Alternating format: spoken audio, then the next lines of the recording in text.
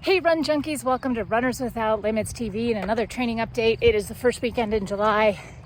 It's a streaker month, meaning 1 mile deliberately on my feet, walking, running, whatever, hiking every day in the month of July. Today I'm doing a 5K for a Garmin badge, and I have a lot of Garmin badges that I go after every month, so I thought I'd tell you a little bit about that. But I'm going to finish off this run. Let's have some fun this week.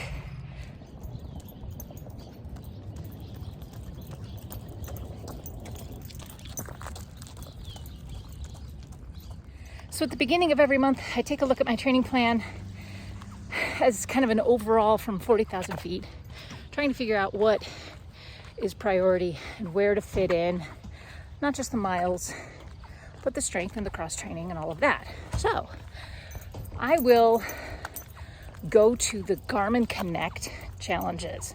And if you're a Garmin user, you might be familiar with these.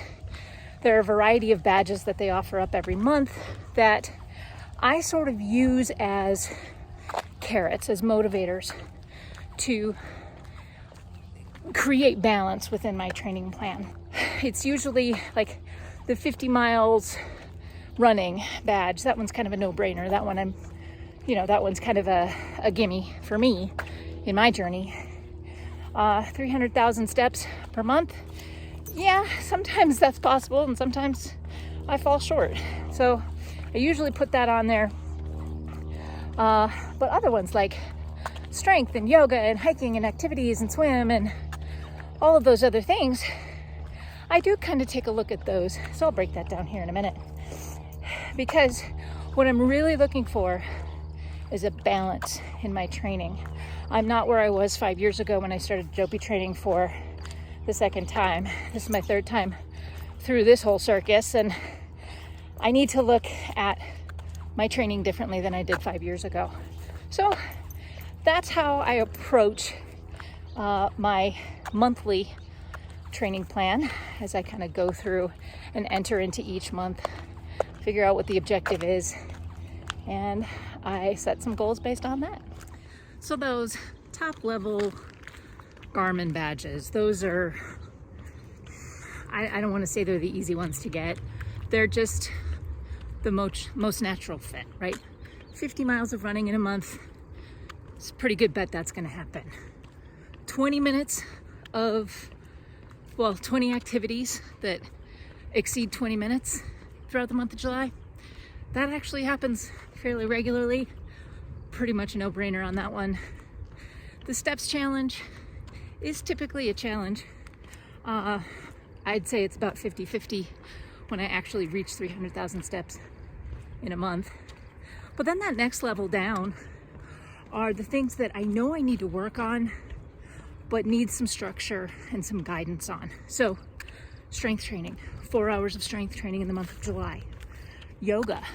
This month, it's 4 hours of yoga in the month of July. So I've added those two in, which are really kind of helpful, and they guide me to plan out my month. So the next level after that, after we've achieved the strength training and the yogas, there are mileage specific, date specific badges too. So if I see a weekend 5K run badge, which I just got the other day, or a 3-mile walk badge, I add those into the plan as well because they're relatively attainable and it's an easy badge to get. Quick victories, right? So small wins lead to bigger wins down the line. And then there are sort of the extra ones, right? There are a few more that I will go after depending on what my month looks like. So because I'm doing a little bit of travel this month, I decided I was going to add, the 4-hour hiking badge, the swim week badge. Those two may or may not get done. If they get done, great. If not, I'm not going to worry so much about it.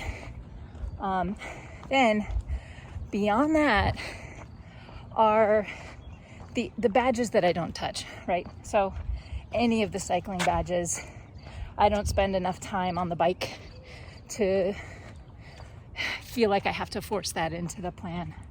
I will jump on the bike occasionally if I would rather do that than run, but it doesn't happen very often at all.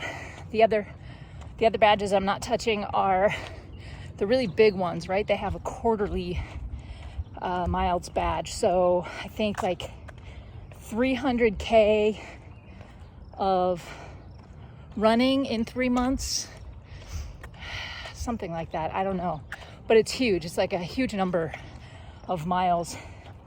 And then there's the 91 miles of walking, which is, again, that's a lot. So I don't go after those at all. I just let myself get the easy wins, keep myself going without having to force it. So why all of these mental gymnastics? What is it with all the Garmin badges? Why do I even bother? Well, there are 3 reasons. One, I'm kind of a data nerd, and I like having little prizes along the way. I would do the running anyway, but knowing and quantifying the accomplishment is a lot of fun for me. And second reason is it used to be that I would just run all the time, do very little strength work and very little other. And for a while I could kind of get away with that. But with perimenopause hitting me right in every place that it hurts, I have to reevaluate my running journey. So I'm looking at the cross training, the strength, the yoga, all as one big part of the whole of running journey. And then the last reason is that I just want to work smarter. I don't want to work more. I don't want to work harder. I want my running journey to be time efficient. I want to get the most bang for my buck and not risk injury. So that is why I do all of these mental gymnastics. One thing I do look at in terms of how I balance all of this out is there's a feature in Training Peaks, which is my tracker of choice. And it shows me, I love these pie charts. I love them so much. So it used to be like 75% of this pie would be running, but now I'm trying to keep it between 50 and 60% of my total duration, total volume at between 50 and 60%. And trying to keep about 20% of that pie with strength training. 25% is better. And that's in minutes, right? Yes, there's a dog. So that's just how I take a look at my training. I plan out a month and I get really specific within the month of training. I look at what the goal is for the month. And this month, in July here, I haven't started training for the Dopey Challenge yet. That doesn't happen until the end of the month. But I know some of you have already started. I am in base building mode still. So that base building, it's just easy runs. This one doesn't qualify. This one fell hard today. But strength training, yoga, getting healthy, maintaining my fitness before I start adding in all the miles. So I use these badges and I use Training Peaks to plot the course going forward. So it's just a little bit of everything and a healthy balance of running versus all of the other things. But I think that's going to do it for me today, you guys. Here's my question. Have you started training for the Dopey Challenge? Or what are you training for right now? And how do you plan your training going forward? Please leave thoughts, questions, comments, and suggestions for future videos in the comment section down below.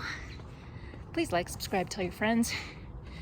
And I want to thank you guys so much for helping me reach my fundraising goal. I am fully funded for Wine and Dine, 5K, and Challenge. All of you who contributed to that fundraising campaign, thank you, thank you, thank you. There's so much more fundraising to come, but honestly, I am so humbled and grateful that you guys have helped me out in that regard. So I will leave links in the description to the fundraisers that I have going on right now, but that's going to do it for me today, you guys. Thanks for watching. Until next time, remember, you have no limits. Happy running.